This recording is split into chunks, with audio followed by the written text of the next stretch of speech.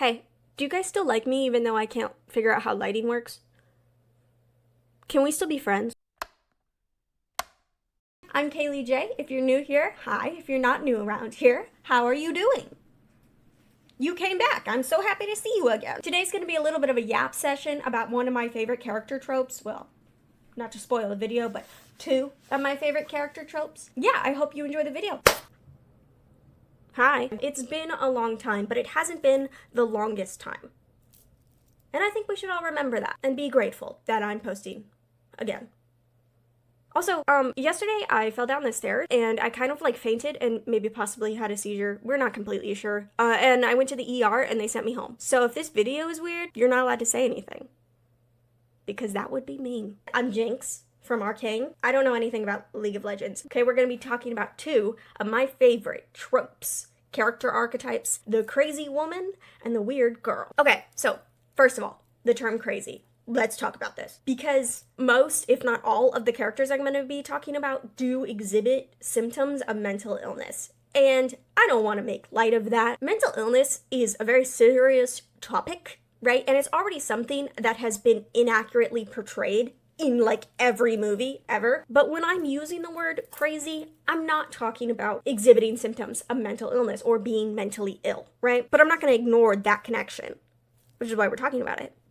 Right now. When I say crazy, especially in reference to these characters, I'm talking more about this kind of fictional craziness that we see, this abnormal behavior that's like a little bit silly, a little chaotic, maybe dangerous to others, but also it's just kind of like, for lack of a better word, fun. Half a dozen enforcers dead! Enforcers dead! Yeah. A building blown to pieces! Oh, yeah.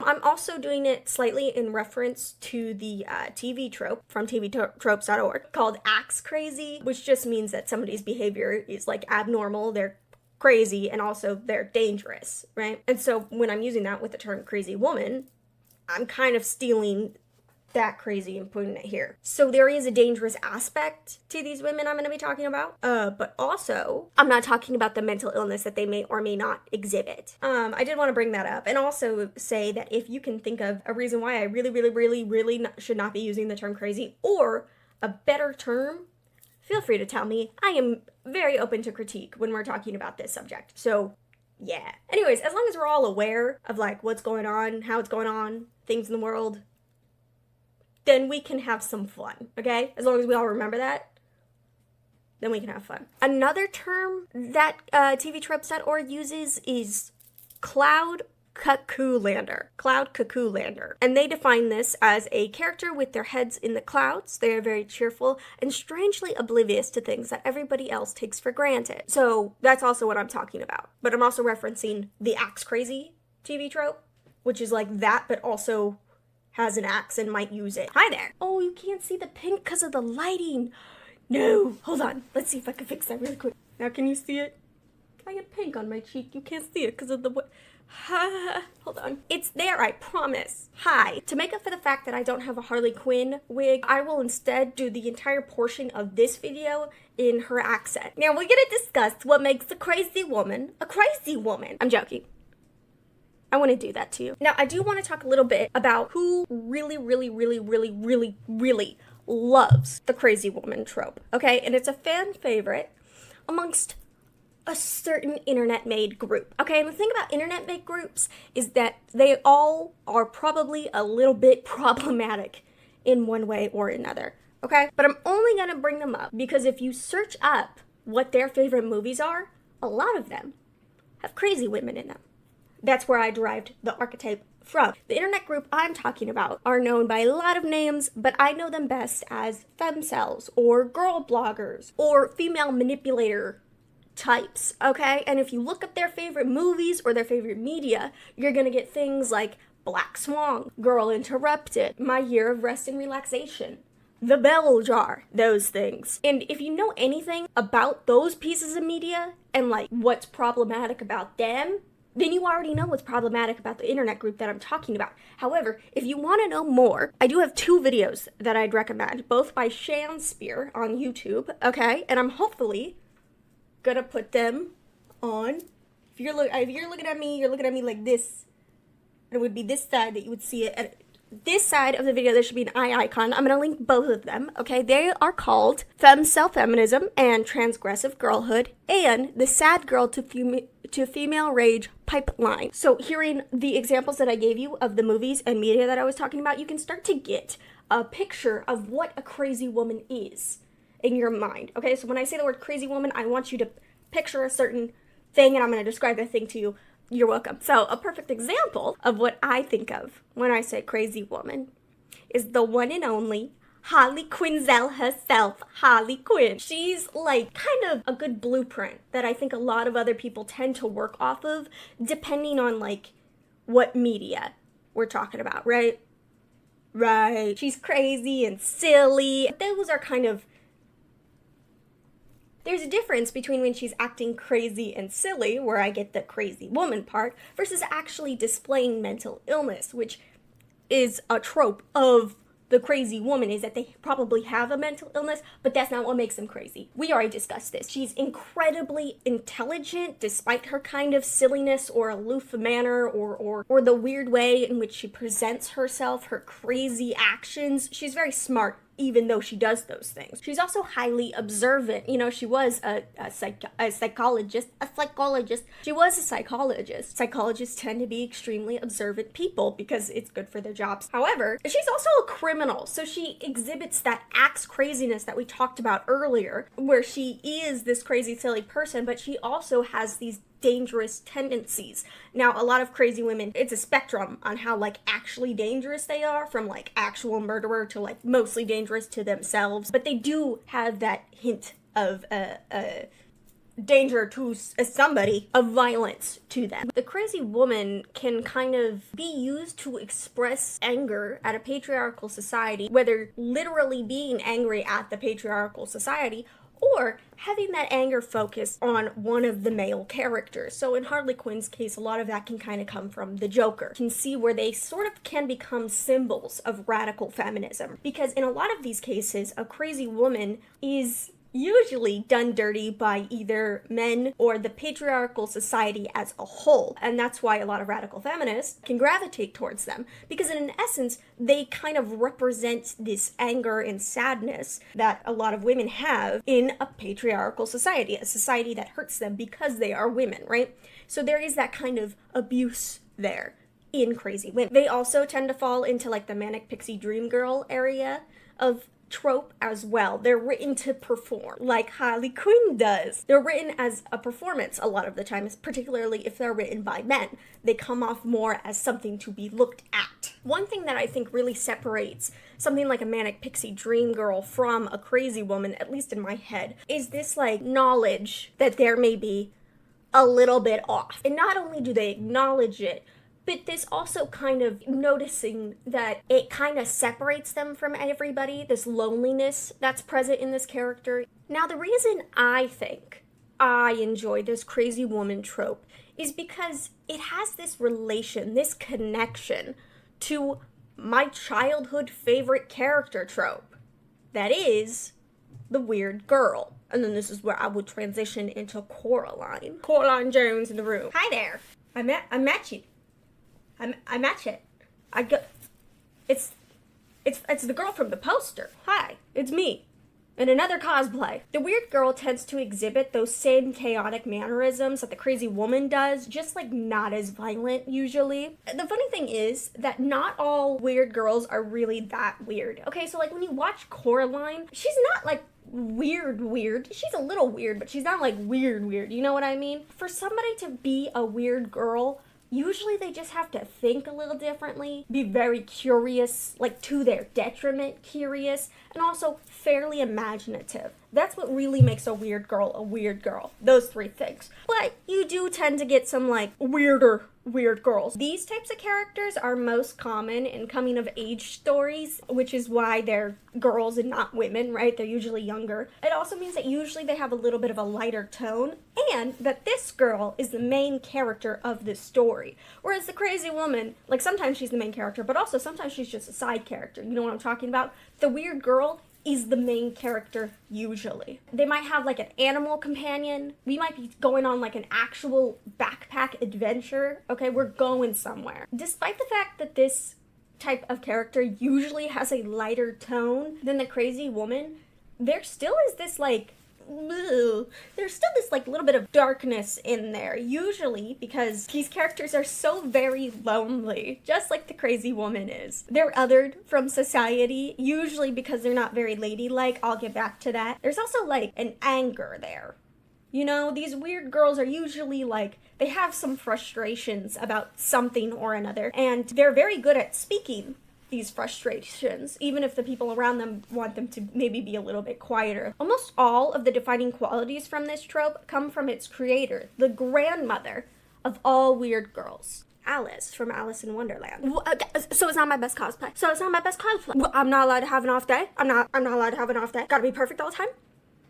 It's raining outside right now. I'm not sure if you'll be able to hear that. You might, but it's a beautiful time to cosplay Alice from Alice in Wonderland, of course. Okay, so Alice is the blueprint from which all other weird girls are built off of. And it's actually interesting for a lot of reasons, because if you have read Alice in Wonderland, you know that like Alice is pretty much just like a normal little girl. But again, she has that like interesting thought process. When weird shit happens, she just goes with it, because she's dreaming, and that's what you do in dreams. Like, if there's anything really odd about Alice, it is how quickly she acclimates to Wonderland. She's like, this is weird, but then she just kind of goes with it. That's like the weirdest thing about Alice, if anything. You know, other than that, she's just like a normal little girl. But we do see those traits that we talked about previously, and we can see that like all of them Alice has, right? So like, she's curious. She has that unique thought process. She's very willing to like just go with the flow of things. It's also really fun to see little aspects of Alice in Wonderland in like other stories. For instance, they might have like a tea party or some sort of dinner party,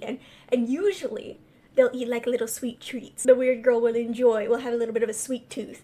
I think it's so cute. Since Alice is the grandmother of weird girls, I also find that a lot of crazy women also have like small little aspects of her, and so that's where a lot of the similarities between these two tropes come from, is usually from Alice.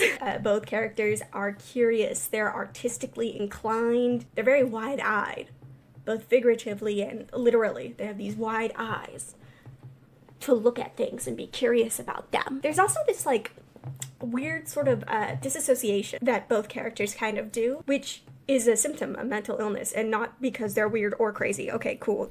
Remember earlier when I talked about that? Okay, awesome. Oh, they also have like bags under their eyes usually. I mean, obviously the Disney Alice does it, but like when you think of Alice, she would have bags under her eyes, you know? Like, tired. There's this kind of grace as well that comes with it. Not always, but there is, like, this kind of vibe. Like, I'd say Coraline doesn't really have that vibe, but, like, a lot of weird girls do. This vibe. Why, I'm Alice, of course. Curiouser and curiouser. There's also this aspect of, like, loneliness, which I think comes from, like, the idea of Alice, you know, returning to the real world and no longer being in Wonderland, and how there's kind of this like isolated feel to her afterward. It's not really present in like the actual first edition of the story, but as time goes on and people like retell it, I find that when Wonderland becomes a real place, Alice becomes more and more disconnected from the real world and more connected to Wonderland. So when she goes back home, she's kind of isolated, and there's this loneliness present before she sees the White Rabbit. She feels very lonely. I think a lot of these characters also have that feel to them, right? Weird girls will also have like animal sidekicks that you don't really see with the crazy women, and usually that animal sidekick is a cat. Again, little trickle downs from Alice in Wonderland. Weird girls go on an adventure, like Alice's Adventures in Wonderland. Crazy woman is like stuck in place, usually like they're doing stuff, but they're not going on an adventure. Right, Jinx isn't going on an adventure. She's existing in the society and doing things, but she's like still at home. There's more fantastical elements in weird girl stories. Also, a lot of blue symbolism. It's weird how often blue's showing up, huh? Like, it's kind of weird that two of these characters have like bright ass blue hair, but also more blue what the fuck is going on in here on this here day? Because Alice is like kind of the blueprint from which all of these characters spawn from, she also works really well to kind of define the hard line between them, okay? So like, she's a child, she has this childlike innocence, and then anything that's like more adult falls into that crazy woman category. And it's interesting that some retellings of Alice have her fall more into that crazy woman aspect rather than like where she started, which is of course weird little girl. I'm sure you might have noticed, but it's a bit pale in here. Could this be because of my own issues with consuming diverse content? I don't know, maybe. I never claimed to be a perfect person. However, I do think there's some more societal aspects at play, so let's talk about it. First, let's talk about the fact that obviously a lot of these weird girls are built off of Alice, and Alice was written in the Victorian age, right? You can maybe blame that, but let's go a little bit deeper. I think as far as weird girls go, a lot of them are the main characters of their stories, and main characters also happen to be white, because we live in a white supremacist society. There's no joke to that. That's just how, it's just sad. Right, okay. Now, saying that, when we do get characters that aren't white, if they're main, side characters, whatever, if they're not white, they're not always written or treated well by author or audience, okay? They're perceived in very specific ways. So if the author doesn't write a racist character trope, all right, let's say it's not racist, then sometimes what can end up happening is what's considered the flawless token. A token character in this context means the only character who isn't white, right? And so a flawless token is just your not white character being perfect. Flawless. Now, to quote tvtropes.com, while usually a well-intentioned attempt at giving the minority in question some much-needed positive representation, another likely reason behind the presence of flawless tokens is the fear of misrepresenting minorities and being accused of bigotry as a result, making this trope the safest way of portraying one. This has the unintended consequence of pigeonholing them into being the dullest characters of the entire work. You can see where, like, semi-controversial characters like weird girls and crazy women, you could see how a lot of authors, especially white authors, might be scared of being accused of being a bigot. Now, saying this, there are some connections to some racist stereotypes as well, right? So you get like the quirky black girl, or like the Asian girl with stripes in her hair that can kind of fall into these stereotypes. So while I'm sure you could count some of those characters as falling into this trope, a lot of them are made with like this misunderstanding of how people work. You know, they're made to be looked at rather than to be a character in of themselves. It's actually interesting because I absolutely fell in love with the concept of the weird girl character when I was a little girl reading books. They were my favorite books to read. And I think an aspect to that is that not only was I a weird girl, but also as I've grown up, I find that even when they're written by men, they're still treated as children. Whereas, you know, if you're trying to read a book with a woman main character and it's written by a man, they become something to be looked at. Even if you're reading a book, they become something to picture, right? Whereas usually the little girls, not always, but are sometimes a little bit safer in terms of that. Do you know what I'm talking about? I feel like I'm not like quite expressing this the way I want to, but there is something to be said about like the portrayal as a woman. Now, I think the obvious solution to this problem is just to treat your characters of color the same way you would treat your white characters, right? But if you're still scared of making your only black character weird or crazy, because then people might think you think all black people are weird or crazy, you could always just add another black character. But I mean, I don't know. It's just a thought. It's just an idea. Like, it's just. Do you know what I'm talking about? I don't know. This is a topic where I think it's important to accept criticism, especially because there are racist character tropes. And accepting criticism is very important, but also it's important to just treat your characters like they're characters, regardless of what they look like, or if they're from a minority or not. Speaking of diversity, someone in the comments might be wondering, why all this gender nonsense? Why are we gendering things? Gender is a social construct. Gender isn't real, and you're right. So why do I have these gender terms? You might remember earlier in the video I said these characters aren't very ladylike. Now that doesn't mean that they're not girly. When I'm saying lady, I'm talking about something a little bit more distinctive, right? Basically go against society's expectations for their gender, be it girl or woman. So these weird girls tend to be outspoken. They get their hands dirty, they get their dresses dirty, they're loud, and they're curious about things. They ask a lot of questions. And, you know, when we think of little girls, we think of this pristine white dresses and quiet, demure.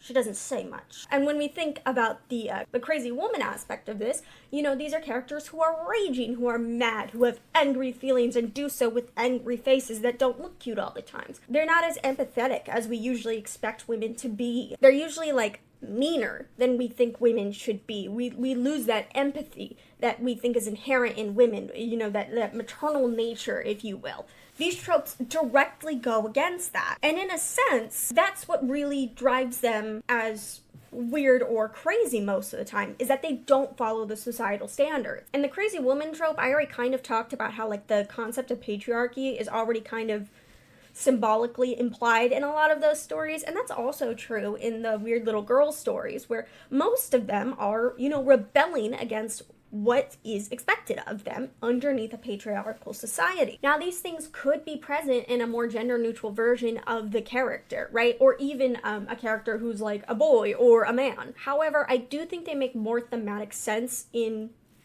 stories about women. Also, like I said, the weird little girl trope was my favorite when growing up. And, you know, I happen to have been the weird little girl.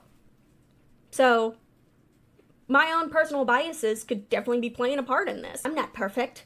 I never claimed to be. Am I saying that the weird girl ages and she becomes the crazy woman? Like, kinda. I mean, we can look at an example like Powder and Jinx. I would say Powder was like a weird girl, right? She's inventing shit and making bombs and shit, right? But, like, she's not axe crazy. And then she grows up into Jinx, and because of the society around her and circumstances, she goes from weird girl to crazy woman. But that's not quite how I picture the relation between these two archetypes. The weird girl Powder does grow up into the crazy woman Jinx. However, we also get to see a timeline where Powder grows up into Powder, right? And that's because a lot of the things that really drove Jinx into becoming this more chaotic of a person, and also developing mental illnesses, again, not related to the crazy that I'm talking about, but whatever. And a lot of the things that caused her to care less about the damage that she would cause other people, that acts crazy part of being a crazy woman, is because of what society has done to her experiences, which is also kind of a part of this crazy woman that I'm talking about. There's like this trauma associated with it. A lot of the times it's trauma done to them by men. In Powder's case, I mean, you can kind of count Silco, but also it was her sister. Also, it was just the situation at hand, the fact that they were in a bad situation, the power imbalance already in play by the society, right? Powder becomes just a grown-up Powder. And that's where we get into my point graph, because that's how I actually think of these characters. They're on a point graph. It's not like a timeline, it's a point graph. Right? Okay, so the x-axis is age. Okay, so you have child, and then you have, like, grown-ass woman. Okay, and then this y-axis, okay, that's kind of weird to crazy. And so, yeah. So we have our weird girl over here, and then our crazy woman over here. That does mean that we have two other tropes that I'm not talking about, but are kind of, like, also that I'm not talking about currently, but also kind of are in here. And all of them basically boil down to weird character. The crazy people in media. These two other tropes are the crazy girl and the weird woman. I don't think we see very much of the crazy girl. Pretty much exclusively in horror. The weird woman falls into a bunch of other tropes. Okay, we're talking like manic pixie dream girl, the quirky girl, the girl next door, that kind of vibe. Or like any witch character who's not evil. Grown-up Powder that we see in this alternate universe is a weird woman. She's not crazy. Anyways, thank you so much for listening to me yap about my favorite types of characters. If you like the video, you can press buttons to let me know. You're also more than welcome to agree or disagree with me, or have like a little chit-chat in the comments. You can even tell me your favorite type of character if you want. I don't mind. I read all my comments. I don't get very many comments, so I read all of them. I also do that on TikTok too. I've gotten some weird comments on TikTok where people will be like they'll say something mean to me and I'll respond to them and be like, hey, that was mean. And then they're like, I didn't think you would respond to me. You commented on my video. Why wouldn't I read that? Also, if you want to see more from me, please feel free to subscribe. I'm also on TikTok, like I mentioned. If you're watching this video, you probably know me from there. I have plans. I say that at the end of every single video that I have plans, but I do. I'm thinking. Bye.